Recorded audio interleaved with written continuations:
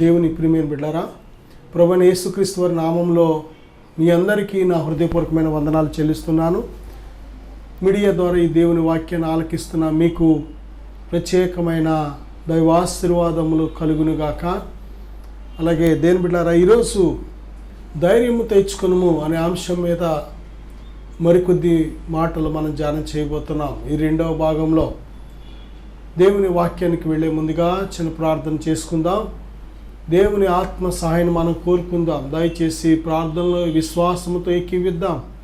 పరిశుద్ధుడా, మహోన్నతుడా, ఆత్మస్వరూపైన తండ్రి, ఇదిగో నాయన, మాట్లాడే దైవం మీరు, వాక్యము ద్వారా మాట్లాడే దేవుడు.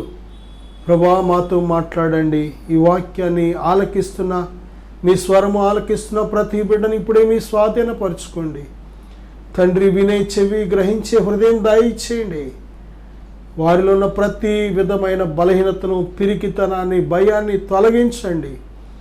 మీ గొప్ప ఆత్మశక్తితో, ధైర్యముతో నింపమని యేసుక్రీస్తు వారి నామములో ప్రార్థిస్తున్నాను తండ్రి, ఆమేన్. ప్రియ బిడ్డలారా, ఈరోజు ధైర్యము తెచ్చుకొనుము అనే అంశం మీద మరికొద్ది మాటలు మనం ధ్యానం చేయబోతున్నాం. బైబిల్లో మనం చూసినట్లయితే మార్కు సువార్త 10:49 భర్తిమయి, ప్రియ బిడ్డలారా, ప్రభువైన యేసుక్రీస్తు వారు ఆ త్రోవను వెళ్ళనయ్యున్నారని ఎరిగి ఆయన ఒక్కటే నిర్ణయించుకున్నాడు. ఇది ప్రభువుకు మాత్రమే సాధ్యం, ప్రభువుకు మాత్రమే సాధ్యం అనే సత్యాన్ని ఆయన తెలుసుకున్నాడు.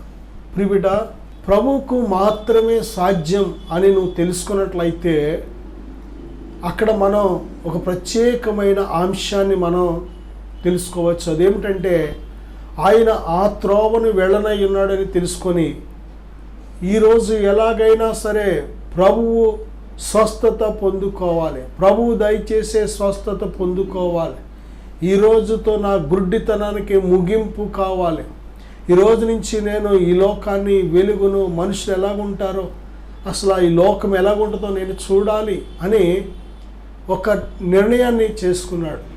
కాబట్టి ఆయన ప్రభువైన యేసుక్రీస్తు వారు ఆ త్రోవను వెళ్ళనయ్యున్నాడని తెలుసుకొని ఈ యొక్క గ్రుడ్డి భిక్షకుడు ఏం చేస్తున్నాడు అంటే, భర్తిమయి కేకలు వేస్తున్నాడు. ప్రభువైన యేసుక్రీస్తు వారిని పిలుస్తున్నాడు. దావీదు కుమారుడా, మమ్మల్ని కరుణించు, నన్ను దాటిపోవద్దు అని కేకలు వేస్తున్నాడు. ఆ చుట్టుపక్కల ఉన్నవారు కేకలు వేయొద్దని గద్దించినా సరే తను ఒక్కసారి నిర్ణయించుకున్నాడంతే. ఈరోజు ఎవరు ఎన్ని అనుకున్నా సరే నన్ను ఆటంకపరచలేరు. ఈరోజు ప్రభువు చేత నేను స్వస్థత పొందాలనే ప్రభువునందు గొప్ప విశ్వాసం ఉంచాడు. ప్రియ బిడ్డలారా, ప్రభువు ఆ యొక్క కేకలు విన్నారు. అంతమంది జనాల మధ్య, అన్ని శబ్దాల మధ్య, అంతమంది మనుషుల మాటల మధ్య ఎవరి కేకలు ఆయన చెవికి చేరినాయి అంటే, ఎవరైతే మనస్ఫూర్తిగా ఆయన యందు విశ్వాసం ఉంచి పిలిచారో ఆయన వారి మొరలకు చెవియొగ్గి ఉన్న దేవుడు. మనసారా ఆయనను పిలిచే వారికి ఆయన సమీపంగా ఉన్న దేవుడు. ఆయన ఆ యొక్క భర్తిమయితో ప్రభు చెప్తున్న మాట, వానిని నా యొద్దకు తీసుకురమ్మని ప్రభు ఎప్పుడైతే చెప్పారో, ప్రియ బిడ్డలారా, అక్కడున్న కొద్దిమంది మరి శిష్యులు కానీ అనేకులు ఆయన దగ్గరకు వెళ్ళి, ఆయన నిన్ను పిలుచుచున్నాడు, ధైర్యము తెచ్చుకొనుము.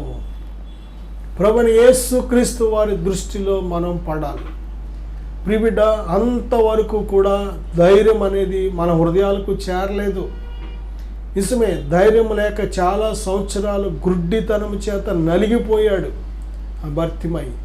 కానీ ఎప్పుడైతే ప్రభువైన యేసుక్రీస్తు వారు తన నేత్రాలు తెరవగలడు, తన యొక్క జీవితాన్ని మార్చగలడు అని ఎప్పుడైతే తెలుసుకున్నాడో ప్రభు దగ్గర మొర్ర పెట్టడం ప్రారంభించాడు. ప్రభు ఆ త్రోవను వెళ్ళనై ఉన్నాడని తెలుసుకొని ప్రిబిడ కేకలు వేయడం ప్రారంభించాడు. నిజమే, కొన్నిసార్లు ప్రార్థన ప్రభువుని చేరుతుంది, అంతేకాదు జవాబు తీసుకొస్తుంది. దేని బిడ్డ, కొన్నిసార్లు ప్రార్థన మన జీవితాన్ని పూర్తిగా మార్చివేయగలుగుతుంది. అందుకే ప్రభు చెప్తున్నారు కదా, మనము ప్రార్థన చేయనప్పుడు అడుగు వాటిని ఎల్లను పొంది ఉన్నామని నమ్మినట్లయితే అప్పుడు అవన్నీ మనకి కలుగుతున్నాయి. నిజమే, ప్రార్థిస్తున్నాం కానీ చాలాసార్లు అనుమానం, ప్రార్థిస్తున్నాం కానీ చాలాసార్లు ప్రశ్నలు, జరుగుద్దంటావా, ఇస్తాడంటావా, నేనంటే ఇష్టం అంటావా అని రకరకాలుగా ఎన్నో ప్రశ్నలు, అనుమానాలు మనకు. దేని బిడ్డలారా, ప్రార్థనకు కావలసింది విశ్వాసం. విశ్వాస సహితమైన ప్రార్థన ఎటువంటి గొప్ప కార్యాలు చేస్తుందో తెలుసా? విశ్వాసముతో నువ్వు అడగాలి, కానీ దేవుడు విశ్వాసంతో చేసే ప్రతి ప్రార్థనకు ఆయన రెస్పాండ్ అవుతున్నాడు. విశ్వాసము లేకుండా మనం ఎన్నిసార్లు ప్రార్థన చేసినా కానీ దానికి జవాబు రాదు. కానీ విశ్వాసంతో చేసే ప్రార్థన తప్పనిసరిగా దేవుని యొద్ద నుండి జవాబు తీసుకొస్తుంది. ప్రియబిడ్డ, ఆయన ఎప్పుడైతే కేకలు వేయడం ప్రారంభించాడో, ప్రభువా నన్ను కరుణించు అని కేకలు వేయడం ప్రారంభించాడో, ప్రభువారు ఆ కేకలు విన్నారు. ఈరోజు నీ కేకలు వినాలని ఆశపడుతున్నారు ఆయన. నీ అవసరత ఏంటో నువ్వు ఆయన దగ్గర మొర్ర పెట్టాలని ఆశపడుతున్నారు. నీ మొర్ర విని నీకు జవాబు దయచేయాలని ఆశపడుతున్నారు ఆయన. ప్రియబిడ్డ, ఏ గుడ్డితనము చేత నలిగిపోతున్నావు? ఏ గుడ్డితనము చేత నిరీక్షణ లేకుండా ఉన్నావు? ఏ గుడ్డితనము చేత ఏ గోతుల్లో పడుతున్నావు? ఏ గుడ్డితనము చేత ఎంతమంది నేను మోసం చేస్తున్నారు? ఆ గుడ్డితనం నుంచి నేను విడిపించాలని ప్రభు ఆశపడుతున్నారు. నా సహోదరుడా, సహోదరి, నిజమే, ఈ యుగ సంబంధమైన దేవత అవిశ్వాసులైన వారి మనోనేత్రములకు గుడ్డితనాన్ని కలుగు చేస్తుంది. పాపము చేయవాడు గుడ్డివాడైపోతున్నాడు. కాబట్టి తాను ఎక్కడికి వెళుతున్నాడో తనకి తెలీదు. ప్రియబిడ్డ, గుడ్డితనము చేత ఈరోజు చాలామంది నలిగిపోతున్నారు. ఈ నేత్రాలకు సంబంధించిన గుడ్డితనము కాదు. ఇక్కడ మనం చూసినట్లయితే ప్రియబిడ్డలారా, ఈ యొక్క కళ్ళతో కళ్ళు లేక చూడలేని గుడ్డితనం కోసం కాదు ఇక్కడ మాట్లాడుతున్నది. ఆత్మనేత్రాల చూపు కోసం మాట్లాడుతున్నాం. ప్రియబిడ్డ, ఈ కళ్ళు ఎలాగైతే పనిచేస్తున్నాయో అలాగే నీ ఆత్మ కళ్ళు కూడా పనిచేయాలి. నీ ఆత్మ నేత్రాలు కూడా తప్పనిసరిగా పనిచేయాలి. ఆత్మ నేత్రాలు తెరవబడకపోతే చాలా నష్టం. నిన్ను వెరిపిస్తున్న సాతానును కనుగొనాలి. ప్రియబిడ్డ, నీ జీవితంలో చాలా డిస్టర్బెన్స్లకు కారణాలు, చాలా సమస్యలకు కారణాలు శత్రువు. అది నువ్వు తెలుసుకోవాలి. తెలుసుకోకపోతే శత్రువు చాలా సులువుగా మోసం చేస్తూ ఉంటాడు. గుడ్డి వారిని చూడండి, చాలామంది సులువుగా మోసం చేస్తూ ఉంటారు. ఇంట్లో వాళ్ళే మోసం చేస్తూ ఉంటారు, బయట వాళ్ళు ఇంకా సులువుగా మోసం చేస్తూ ఉంటారు. నా సహోదరుడా, నువ్వు ఆత్మ సంబంధమైన గుడ్డి వ్యక్తిగా ఉంటే ఓ ప్రక్కన శత్రువు సులువుగా మోసం చేస్తాడు, అలాగే మనుషులు కూడా మోసం చేస్తారు. ప్రియబిడ్డ, ఈ గుడ్డితనం నుంచి విడిపించడానికే ప్రభు ఈ లోకానికి వచ్చారు.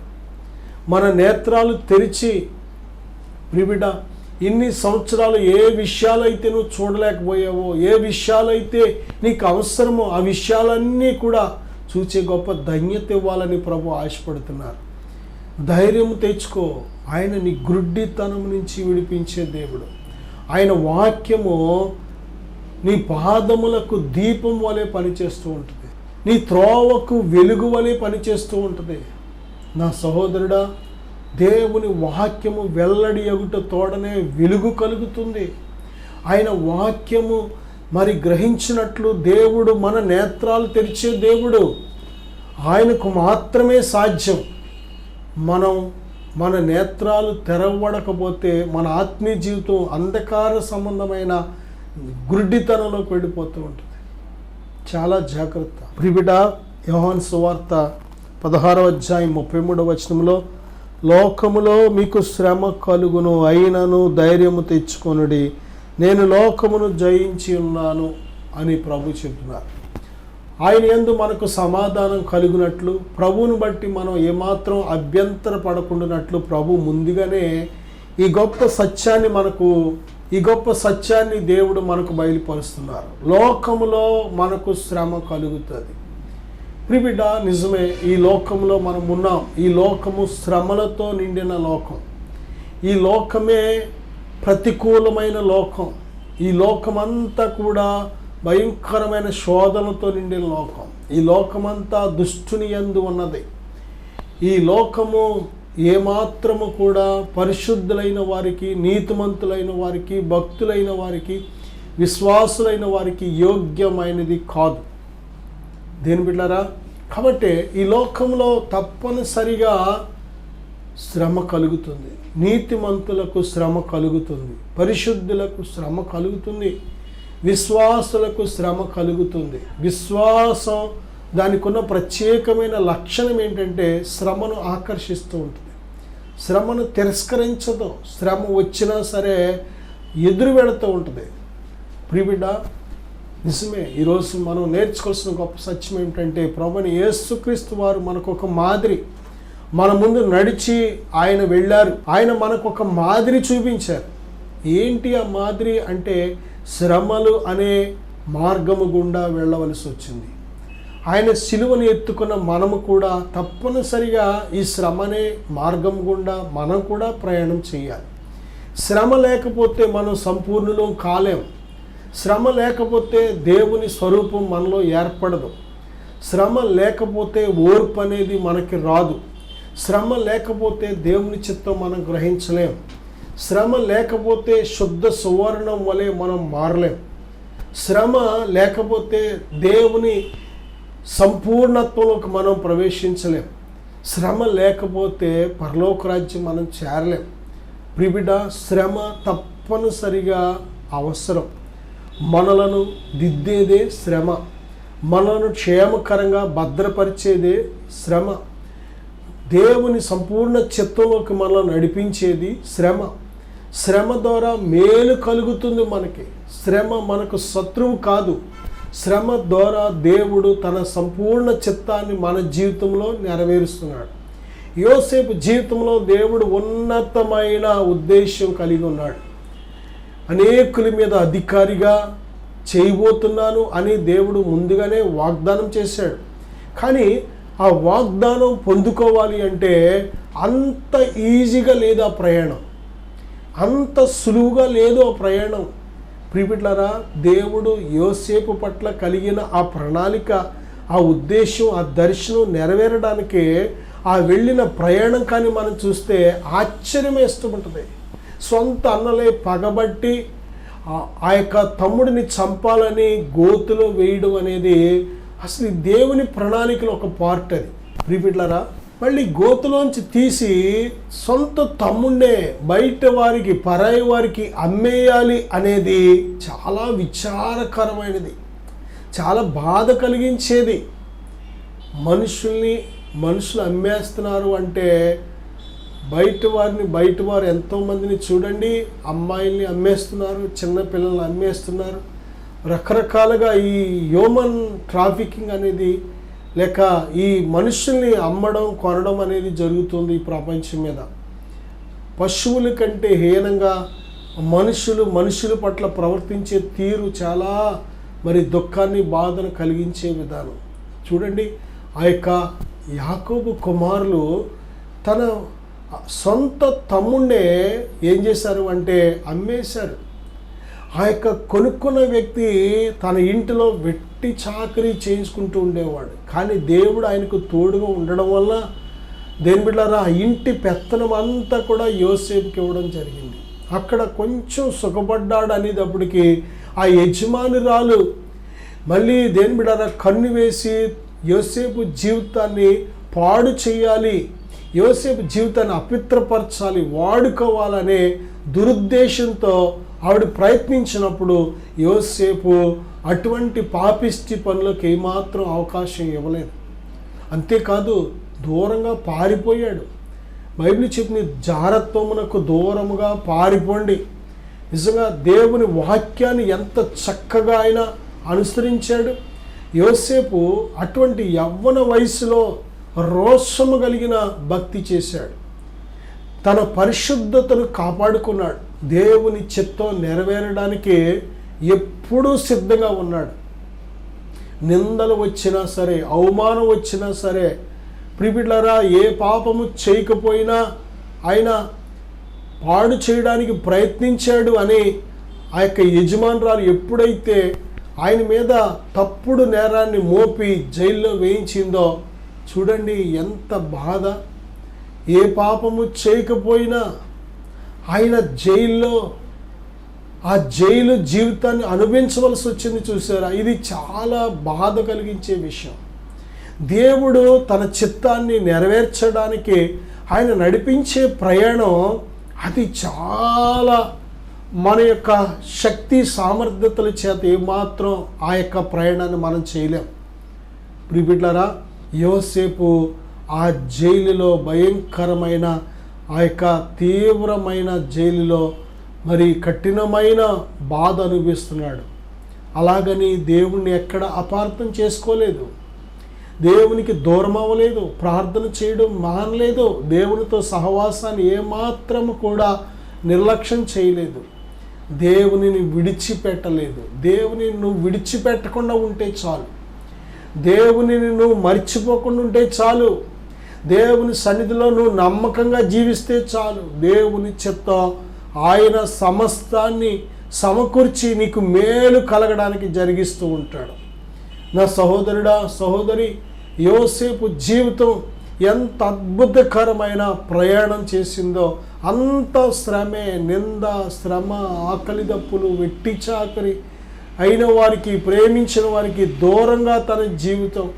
అసలు అయ్యో తండ్రి ప్రేమ లేదు, అన్నల ప్రేమ లేదు, వదిలిన ప్రేమ లేదు, ఎవరి ప్రేమ లేదు, ఎదురు నిందలు, అవమానాలు, ఒంటరితనం, కష్టం, సుఖం చెప్పుకోవడానికి ఎవ్వరు లేని పరిస్థితి. దేని బిడ్డ, కానీ దేవుని యొక్క ప్రయాణం, దేవుడు మనల్ని నడిపించినప్పుడు ఆయన దాచి ఉంచిన ఉన్నతమైన ఉద్దేశాలు నెరవేర్చాలి అన్నప్పుడు ఒక్కోసారి ఆ ప్రయాణం చాలా విచిత్రంగా ఉంటుంది. ఎందుకు ఇలా జరిగింది, ఎందుకు ఇలా జరిగింది, ఎందుకు ఇలా జరుగుతుంది అని ప్రశ్నల మీద ప్రశ్నలు వచ్చేస్తూ ఉంటాయి, అనుమానాల మీద అనుమానాలు వచ్చేస్తూ ఉంటాయి. దేని బిడ్డారా, భయపడకు, దేవుడు నీ పట్ల ఉన్నతమైన ఉద్దేశాన్ని నెరవేర్చబోతున్నాడు. దేవుడు నీకు ఏ దర్శనం అయితే ప్రారంభంలో ఇచ్చాడో ఆ దర్శనం నువ్వు చేరడానికి, పొందుకోవడానికి బహు సమీపంలో ఉన్నావని దాని అర్థం. దర్శనము లేని చోట్ల జనులు నశిస్తారు. ఒక విజన్ అనేది, ఒక దర్శనం అనేది మనం దేవుని యొద్ద నుంచి పొందుకోవాలి. నీ పట్ల దేవుని చిత్తం ఏంటి, అసలు నీ పట్ల దేవుని ప్రణాళిక ఏంటి, దేవుడు ఏ ఉద్దేశంతో నిన్ను తల్లి గర్భంలో నిర్మించాడు, దేవుడు ఏ ఉద్దేశంతో ఈ భూమి మీద నిన్ను పంపించాడు, ఆయన చిత్తం ఏంటి, ఆయన ప్రణాళిక ఏంటి, ఏ నాడైనా అడిగామా మనం? దేవుని చిత్తం అనేది ఎవరికి అక్కర్లేదు. చాలామంది వారి స్వైచిత్తమే, వారికి వెక్కసమయ్యే వరకు స్వైచిత్తం, వారికి నచ్చినట్టు వారి కోరిక చొప్పున, దృష్టి యొక్క ఇష్టం చొప్పున ప్రవర్తిస్తూ ఉంటారు. అందుకే ఎప్పటికీ దేవుని చిత్తాన్ని నెరవేర్చలేరు, దేవుడు దాచించిన మేలు పొందుకోలేరు. కారణం ఏంటంటే శ్రమ పడడం దేవుని కోసం ఇష్టం లేదు.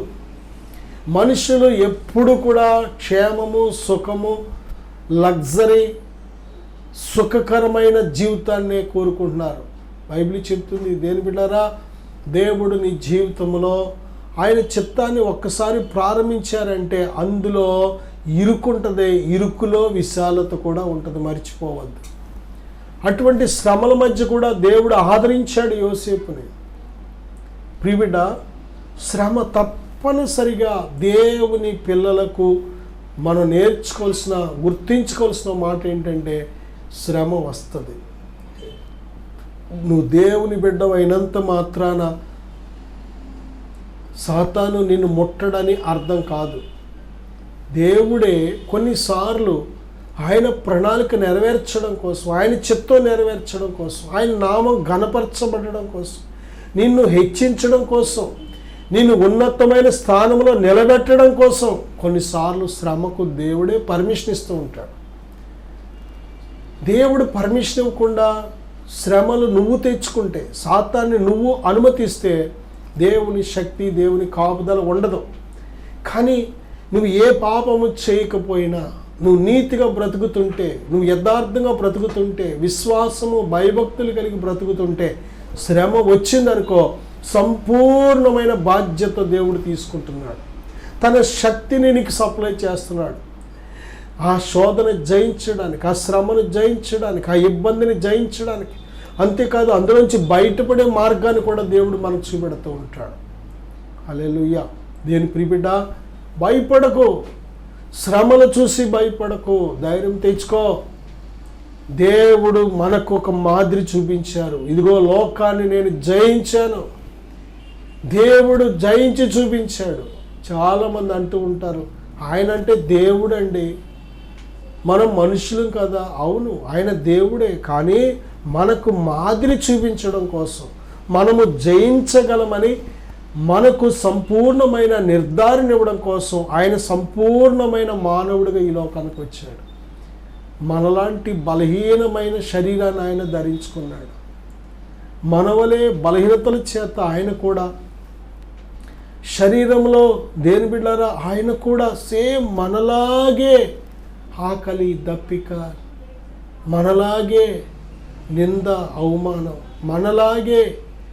మనలాగే సమస్తము కూడా ఆయన అనుభవించాడు. కారణం ఏంటో తెలుసా? ఆయన ఎంత మాత్రము దేవదూతల స్వభావాన్ని ధరించుకోలేదంట. అబ్రహాము సంతాన స్వభావాన్ని ధరించుకున్నాడంట. దేని బిడ్డలారా, ఆయన సంపూర్ణ మానవుడిగా, అలాగే సంపూర్ణ దేవుని కుమారుడుగా తన్ను తాను బయలుపరుచుకున్నాడు. ప్రియబిడ్డ, మనకు మాదిరి, మనం ఎలాగ జయించాలో చూపించాడు ఆయన.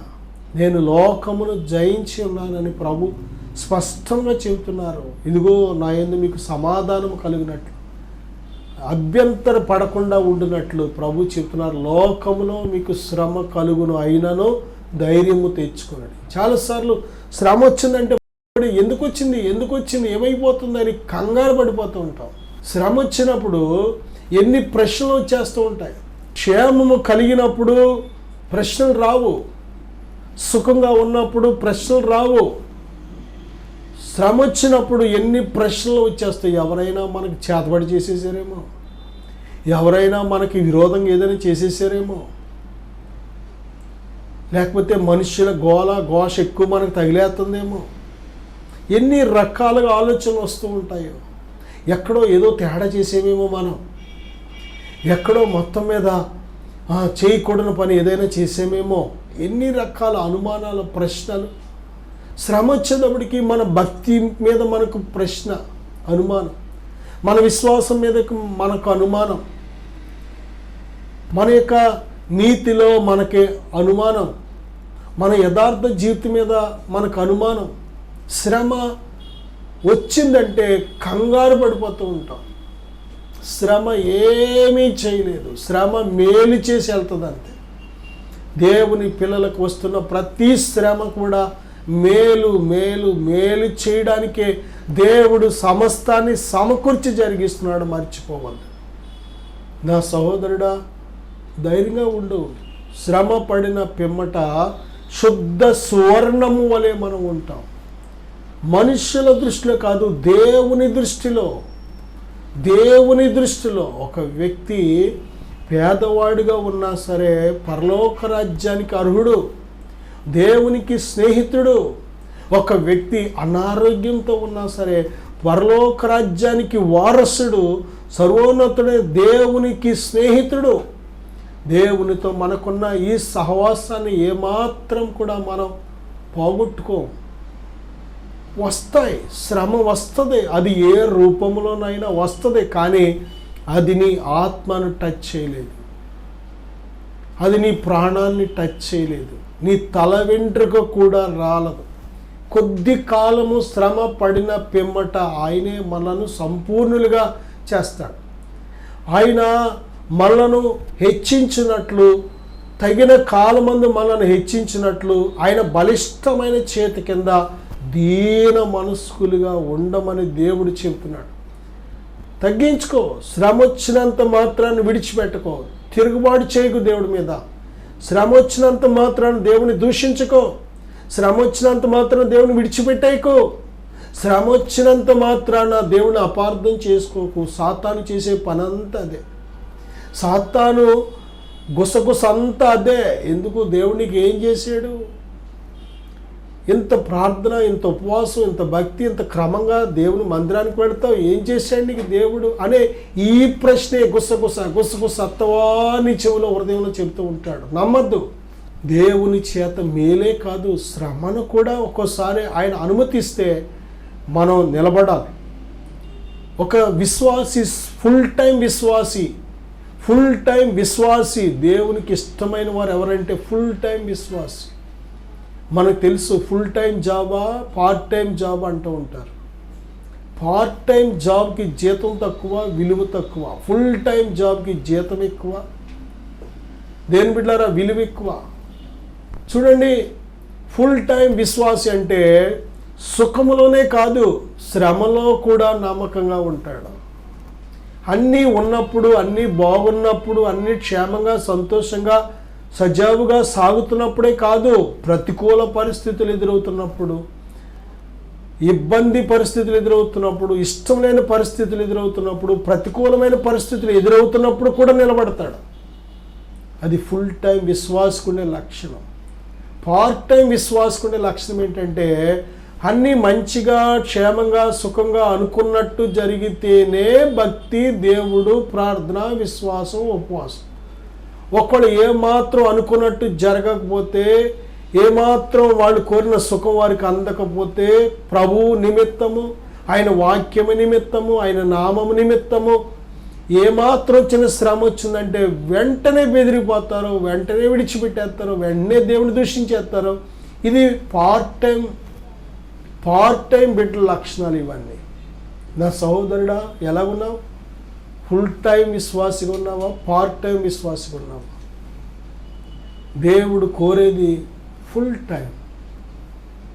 నా సహోదరుడా, సహోదరి, భర్తిమయ్యి మనుషులు లెక్క చేయలేదు.